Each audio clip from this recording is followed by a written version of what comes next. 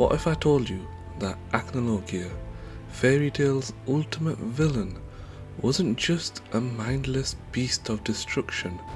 For years, fans have remembered him as the Dragon King, the unstoppable force who crushed guilds, dragons, and even the hopes of humanity itself. But beneath the scales, beneath the fear, lies something most fans overlook. A tragic story of a man broken by betrayal, consumed by vengeance, and ultimately lost to his own pain.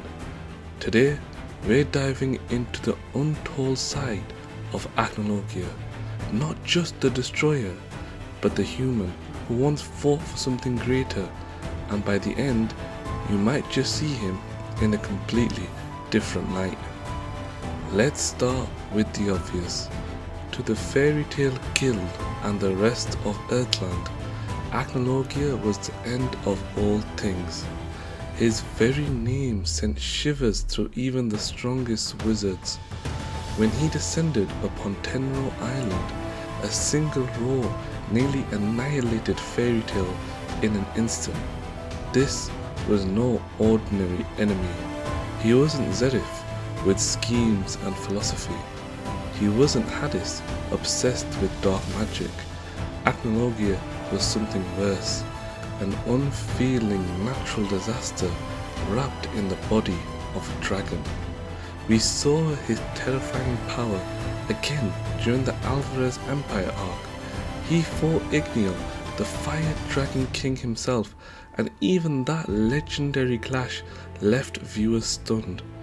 Acnologia ripped through dragons and dragon slayers alike, demonstrating why he earned the title Dragon of the Apocalypse. To mages, he was despair. To dragons, he was death incarnate. The common perception was clear. Acnologia wasn't just a villain. He was the final boss of existence. But here's where the story twists. Acnologia wasn't always this. He wasn't born a dragon. He wasn't even born a monster. He was human, just like Natsu, just like Wendy, just like any of the dragon slayers we came to love. To understand Acnologia, we have to go back to the Dragon Civil War. This was a time when dragons ruled the skies, but humanity began to rise. Some dragons coexisted with humans, even raising children like Igneal did for Natsu, but others saw humans as pests to be exterminated. War broke out, dragons fighting dragons, with humanity caught in the crossfire. And in the middle of this chaos stood a man who would one day be known as Acnologia, a doctor, a healer, someone who once believed in protecting life. But everything changed when he saw firsthand the devastation dragons brought upon humanity. Villages burned, families slaughtered, entire kingdoms reduced to ash. The man who would become Acnologia lost everything to this senseless war, and when the dragons turned their back on humanity, his heart hardened. It was in this moment that he took up the very weapon designed to fight back, Dragon Slayer magic.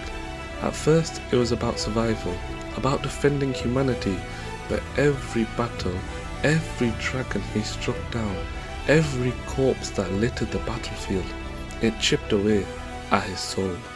His rage grew, his hatred festered, and soon he was no longer fighting for humanity, he was fighting for vengeance. The irony is crushing. The dragons he despised became his obsession, and the magic that was meant to protect him twisted his very being. Slowly his human body could no longer contain the power. His flesh gave way to scales, his roar became thunder, and his soul fractured. He became the Dragon King, the very thing he swore to destroy. And this is where Acnologia's story becomes truly tragic. Imagine it, a man who fought to protect humanity, only to wake up one day and realize He was no longer human at all. His identity shattered, his purpose gone, and his anger, once directed at dragons, now spread to everything. Humans betrayed him, dragons betrayed him. To Acnologia, there was no one left to trust. This explains so much of his cruelty. He didn't destroy because he loved it, he destroyed because it was all he had left. When you strip away love, trust, hope, what remains is emptiness, filled only with rage. Fairy Tale has given villains with tragic past before. Ultia, wrapped by her mother's abandonment, Jalal, twisted by manipulation and guilt, and even Zerif, cursed by life itself. But Acnologia was different. His tragedy was deeper because he became trapped in the very cycle of violence he tried to escape. He fought dragons to save humanity.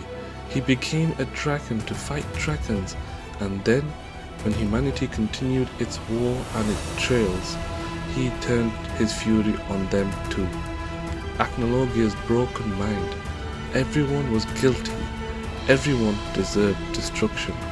Here's the part where empathy comes in. Acnologia wasn't just evil, he was broken. His humanity was stripped away piece by piece until nothing remained but hatred.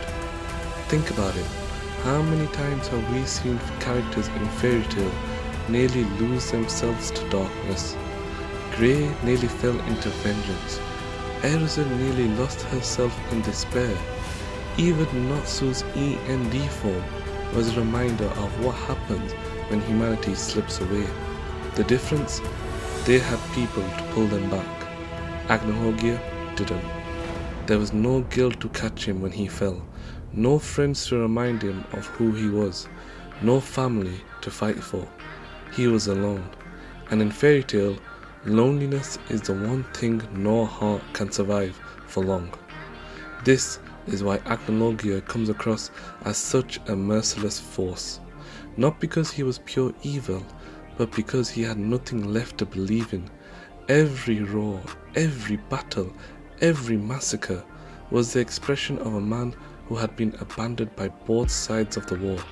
He became judgment itself, cold, merciless, and absolute. But even the strongest fall. In the Alvarez arc, Acnologia's reign came to an end, and fittingly, it wasn't just Natsu who defeated him, it was the combined strength of Fairy Tale, the unity of Dragon Slayers, and the bonds he had long abandoned. His soul split from his body, and in the end, it was Natsu's final strike, the embodiment of fire, friendship, and resolve that brought him down. It wasn't raw power that ended Acnologia, it was what Fairy Tale represents: unity, the very thing he lost faith in long ago, the thing perhaps could have saved him if he had found it earlier. So, was Acnologia truly a monster, or was he a man destroyed by tragedy, by betrayal, by his own consuming hatred? Fairy Tale teaches us that every villain has a story, and Acnologia's story isn't just about destruction, it's about loss, it's about grief, it's about how even the strongest soul can break without something to hold on to. Next time you see Acnologia, not as a dragon who's terrorized Fairy Tale, but as the man who once fought to protect humanity, remember this: he wasn't born evil, he was made that way, and that's what makes his story one of the saddest in all of Fairy Tale.